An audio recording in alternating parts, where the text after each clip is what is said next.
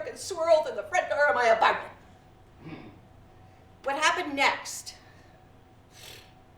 is not logical. Yeah. I'm not logical. Repairing a broken heart is not logical. So we're in my apartment, kissing madly. I touch his nose. He put his hand down my pants. And I realized instantly, I can't do this. I can't take my clothes off in front of a stranger. I mean, taking my clothes off in front of my husband was one thing. He loved everything about me. But even my in-shape 70-year-old body is still 70, you know, shit happens, you don't want to know. And even though I know in my experience, if they can touch it, they like it, that can't be how I introduce myself to you. And I'm just, oh God, realizing this all while Mr. Nose's hand is down my pants. And the little buzz that got us to this point had worn off, and it turns out that sober Kate is a tad more inhibited than Margarita Kate. I'm not saying I was drunk. Actually, I wasn't drunk enough. I finessed my way out of it, and he growls, "I didn't think this was gonna happen," as he makes his exit, with me calling after him, "I love your nose." Oh, and I realized I was passionate about the kissing, not about him, and he was passionate about getting laid, not about me, because this man, prior to our meeting in person, had not given me his cell phone or email, which is of course a huge red flag I did not see waving in the breeze, meaning this is perhaps someone who is having his rendezvous a bit on the sly. But I had been kissed. I've been kissed. The kisses I knew it still exists. And that discovery made me miss my husband all the more. And so began the long, unblinking series of revelations that fall under the title of "Every time something good happens, you feel worse." I have started to go out without you. It seems so strange and unfamiliar, but bit by bit, I must venture out into the world without you. You have already done this, gone to a place I cannot go. I can go somewhere, poetry slamming at the Green Mill Tavern, but a part of me will always be with you, wishing you were with me, having the time of our lives.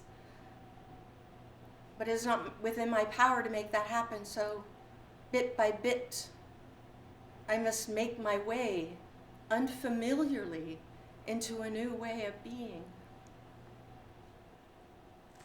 So I go to this picnic for Elizabeth, the town where I live upstate.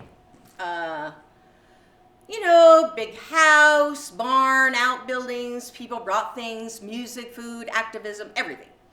I heard about it from a guy I play tennis with, Ian. Ian said, "You should go. You'll meet people. It'll be fun." Okay, maybe I should meet people the old-fashioned way. So I go, and I'm, mingling, and I go over to this group sitting down, and I start to take a chair, and this woman says, "I think that chair is taken." Okay, never mind. Cunt.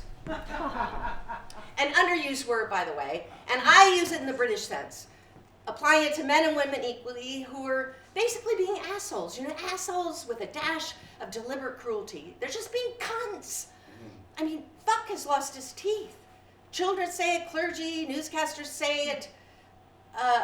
Cunt is the new fuck. You can still stop a room with it. You know, starts out with a K sound, ends up with the NT. You can really land that sucker. Yeah. I'm thinking of starting a movement to promote it. Yeah. Cunts for cunt. Yeah, there'll be a sign-up sheet in the lobby. So, I go over to this other couple, and I trying to start a conversation with them. It goes nowhere. I ask them where they live, where they're from. They freeze up. Like a toothless vagrant has accosted them. But that's almost easier, isn't it? I mean, they know what the vagrant wants, money. But what does this woman want? My husband? Yeah, that's one that happens. Single woman on the loose, it's like, it goes straight to Glenn Close in Fatal Attraction. It's like I'm walking around with a pot with a boiling rabbit. The other thing that happens is disturbed dismissal. Like I'm past my expiration date. You sniff it and toss it out. But the one that I find so depressing and enraging is the no reaction. They see an older woman and they just delete. Photoshop me out of the picture. I have friends and a life and social activities, but I miss being loved by Ron. I miss loving him, needing him, thinking about him, taking care of him. I miss making your tea. I weaned you off of Red Rose and got you into PG Tips with 2 Splendas. Cereal with fruit almost every day, and then once or twice a week I make you a real breakfast. And now I take care of myself. But, it's okay. I do a good job, Basically, I get up in the morning, I do some yoga and a French lesson because I'm fucking improving myself. Oh, secours. That's French for help. But when I call for help, the only person I want to answer is my husband. I was independent my whole life. Ron and I were co-independent. The joy of my life with him is that we could be alone together. And once you've had that, life without it is like, what's the point? I mean, traveling in that bubble was like a magic carpet. Going to the store could be like going to Venice. And without him, going to Venice is like going to the store. What are you doing here, kid? Shit. What is it I'm after?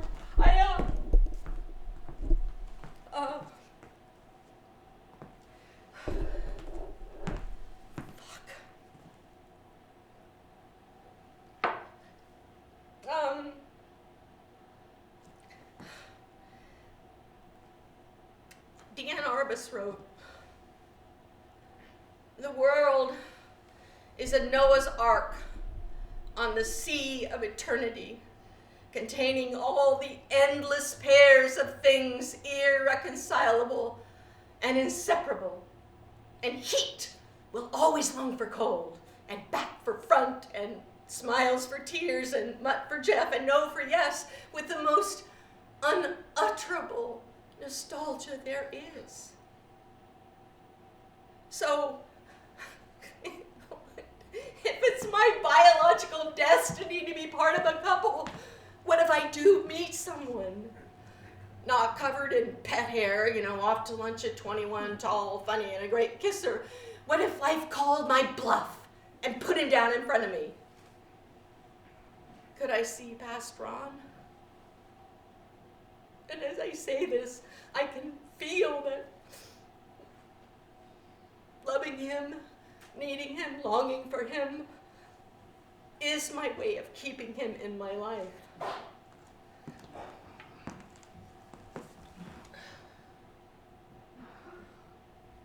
When I met the love of my life, I was not actively looking for it. I mean, there was no search. I wasn't even thinking about it. I was too busy living my life, I'm an actor who goes from job to job, and I met Ron when I was doing my first guest starring episode on Law and Order. He was the judge, I was opposing counsel. We had 5 days of filming, 4 days in the courtroom, 1 day in his chambers. We spoke not a word to each other. Cut to 5 years later, I'm doing a show on Broadway, The Graduate, and I go to a a voiceover call in the late afternoon, and I'm about to sign in, and I hear this voice. I like your scarf. And I turn to look, and it's the judge from Law and Order that I did 5 years ago. So I go over and I say, oh, we did Law and Order together. And he says, don't remember. But we're chatting, and turns out his wife had died, and I said, oh, not the same, but I had a long-term relationship that broke up, and we're commiserating, and before I go into my audition, I say, well, if you want to laugh, I'm doing a comedy on Broadway, and I gave him my phone number. 1 month later, he called, and he said, I don't want to see your show, but do you want to have coffee? Yeah, now he was benefiting from a very lucky coincidence, and I don't care if people come to see my show. I love doing it. I actually prefer performing for strangers. So we meet for coffee at a diner near my apartment, and it was a lot of fun. You know? And at one point, he said, oh, you're so beautiful. And I was like, oh, thank you. You can say that as much as you like. So stupid. So I walk him to the subway, and I say, well, you have my number. Didn't hear from him. And then Thanksgiving rolled around. I called him up to wish him a happy Thanksgiving. And he gets on the phone. He says, oh, I've been meaning to call you. I want to ask you out for dinner. And I said, great. I'm doing the show. I have Sunday nights off and Mondays. And he starts talking about the difficulty of driving into New York City. He lived in Montclair. And I actually said, are you talking traffic to me? And he goes, no, my kids are here, blah, blah, blah, I'll call you. 2 weeks later, I run into him at another voiceover audition. And I go in and come out, and I think he's going to be waiting there, like we'll go and have coffee or something. No, he left, like I loaned him money. So I'm walking to the subway thinking, oh, Kate, you think you're the cutest little trick and shoe leather, but that guy is not interested in you. So we get to the holiday schedule of a Broadway show, which is 11 shows in a row with no break. Get to New Year's Eve, matinee evening, I get out, and it was a very balmy New Year's Eve. And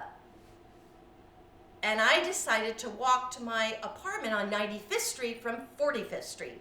And on the way home, I bought a little tin of caviar, and I had a little split of champagne at home, and I called up a girlfriend of mine, and we talked until midnight, and it was fantastic. You know, I was feeling really good.